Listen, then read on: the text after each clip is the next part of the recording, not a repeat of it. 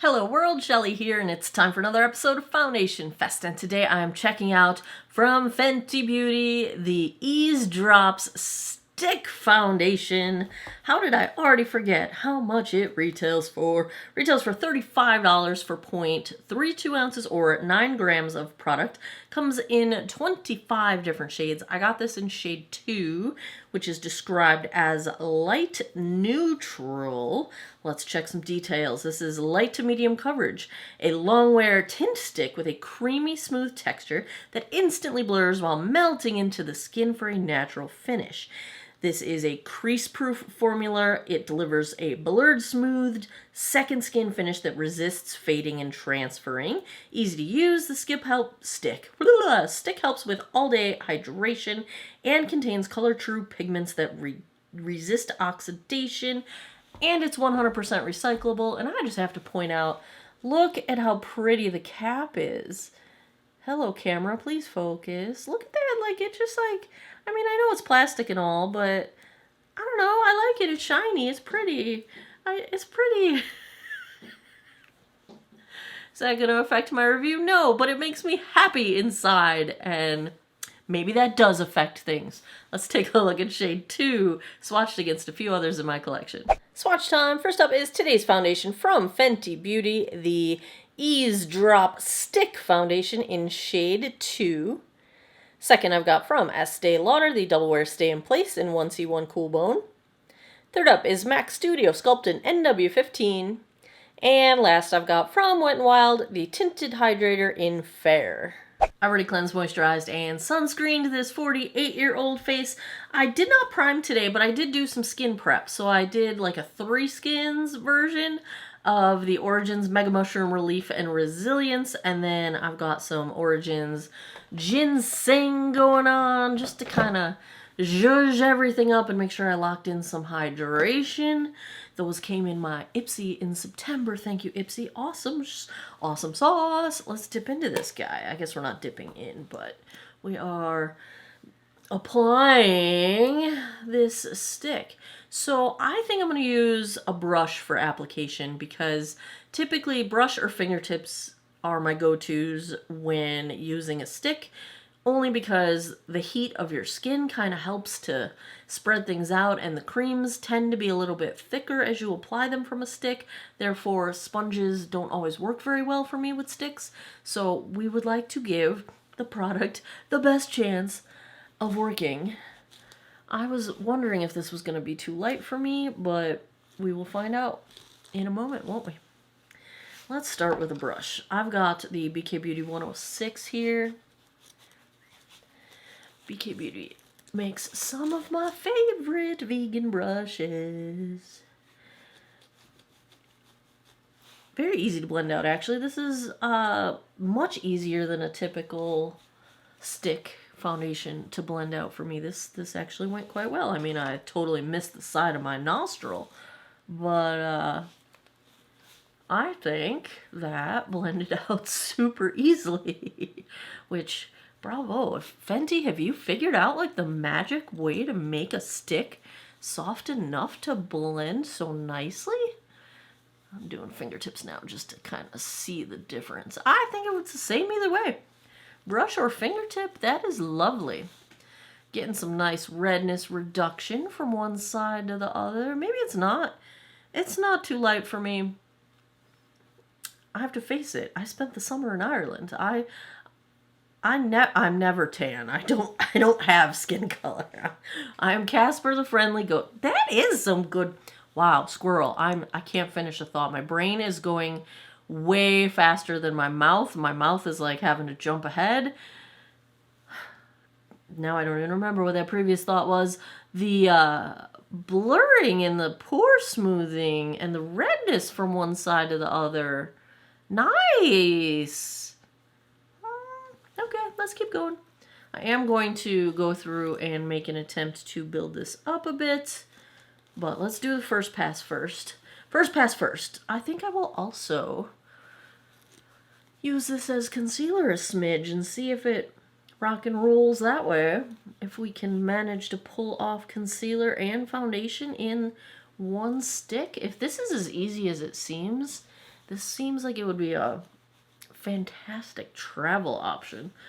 Also, fantastic for those get out the door kind of days. Let's go with it. Yeah, this is really emollient. It's got a really nice emollient feeling to it. I mean, look how smooth it glides on. This is some, there's some voodoo happening here. This is not a typical stick. This is a very smooth stick. Now, the original Fenty Eaze drop, the liquid drop foundation, was, I think I gave it a B+. It worked really nicely for me. It was quite nice. I'm already liking this one a lot. Like, if this pans out, of course, you know anything can happen. Don't go counting it too soon. I have some discoloration on my neck that I like to go down here, and I only do it with a formula that I feel like is going to stay put. And this one feels like it's staying put, and I'm liking it, because otherwise you end up getting like foundation all over your shirt. Now, I did watch the other day, Marlena Stahl, you know, of Makeup Geek fame. She just did a application video where she takes her foundation all the way down her chest and sets it with powder, and it stays put for her. I'm not that brave, so I don't do that, but yeah, okay, let's try and build this up a little bit. Let's try and get the foundation out of my sideburns, and then we're going to go on my sunspots, and we're going to go on my blue blood vessel right here. And even my chin doesn't have the redness it usually does, but let's put a little extra down there. Make sure I got my upper lip. Let's even out the coverage just a smidge on the forehead and build it up a little bit. I am a smidge tiny bit flaky from, I did my tretinoin the other day, and I think I went a little too hardcore with it, but it just gives me little flakes for a few days. I'll be fine. It's all good. We will see how this foundation holds up to a little flakes, a little bit of flakiness, because that's kind of my life, both literally and figuratively. Wow. All right. Let me zoom you guys in. So it does cling the tiniest bit to the edges of peeling skin that I've got, but it is not doing that terribly. It is actually holding up quite well considering the flaking that I have going on. It is, I think, very nicely smoothing for pores, although I do notice that on that second pass, it is settling a little bit, so make sure, especially if you have large pores, don't let extra product build up and sit there. So I'm blending that out just a little bit. It's the tiniest bit clingy on my forehead, but that might settle down because as the product warms up, you know, it is a cream product, so it's a little, as it warms up to my skin, hopefully, like they said in the description, it should melt into the skin. And this looks like it has a high potential to do that. I am liking the finish. I would call it dewy. I would say it's not super dewy, but it is significantly glowy. There's some good reflect happening. Forehead, high points of the face, and obviously I don't have any foundation, any highlighter on yet. Coverage, I'd say, is easily medium coverage. So they say light to medium. You could wear this lighter, but I think you can easily build it up to medium. And, you know, maybe even high medium, because we're getting some pretty good coverage of the old sunspots over here. You see? All right. That's where we're starting out. Let's check the time. It is 2:42. Let me go put the rest of my face on. I will be right back. Back with the Fenty stick, which is upside down. So far, so good. I did not have to set it with powder. The only issue I'm having is the tiny bit of clinging to flaking skin. Not a big deal. Not really making a mess of anything. Don't know why I put so much bronzer on my forehead. Let's just not talk about that. It is the Flower Beauty Heatwave bronzer, as per usual. Still using the Lawless Watermelon, Juicy Watermelon blush. Look at that dewy finish. This stick has a gorgeous finish to it, gotta say. Best dewy finish I've seen in a minute. It is very pretty. on the rest of my face. This is the same day I have filmed the side-by-side comparison of Alter Ego's new dupe of the Natasha Denona Retro Glam palette. So that is what is on my eyes. You'll have to check out that video to see which eye is which. I am wearing the new Jones Road Brow Gel, and I've got it in brunette, and I did not apply my ABH Brow Freeze. We're gonna see if this has enough lift and hold to stay put with my very heavy brows without adding an extra product. So far, there's really no product that does that. I have to use either the Brow Freeze or the e.l.f. Brow Lift to keep them in place, and it's been a good hour and they're still in place. So I have high hopes right now, and we're gonna see if this lasts all day. We'll find out. Bravo Jones Road, they also have a clear one. I've got it in brunette, but we will see how that goes. My eye pencil, my brow pencil, is the ColourPop in Ash Brown. Mascara is, surprise, surprise, Lawless One and Done. Lips, this is the clear version of the Lawless Forget the Filler Gloss. I think that's all the things. I think that is all the things. Guess where I'm going to get a sandwich. I'm gonna go get a sandwich. It's like 90 degrees outside. I'm filming this on Labor Day weekend, which is just another weekend because we don't get off for Labor Day at JMU, so, but it's hot. It's like in the 90s today and tomorrow. It's hot. It's hot. I don't know about Monday. I haven't looked yet. So I'll give you a very quick daylight check-in because I'm probably going to jump right back into the air conditioning, and then I'll come back tonight, give you guys my final thoughts. See you in a bit. What time is it? 6:22 p.m. Here is our shade match. It's 6:22 p.m. Why, thank you. So far, so good. I just got back from having lunch, and I made the most hot mess of myself. Like, dripped all over my face. It was, like, embarrassing how bad I am at life. But, yeah, so that's user-caused. I don't think the shade is too light at all. Although I would have called this shade fair if I was naming it. Because it seems like it is too fair to be light. Normally, when I buy any shade that's light, it's basically my summer shade, and this is my most of the year shade, really. But holding up so far. Because what are we, like, about 4 hours in or so? Birds are mad. I interrupted their late afternoon dining time. Sorry, birds. I'm leaving. I'm leaving. Okay. Okay. I'll be back tonight. Wow, my hair is falling down today.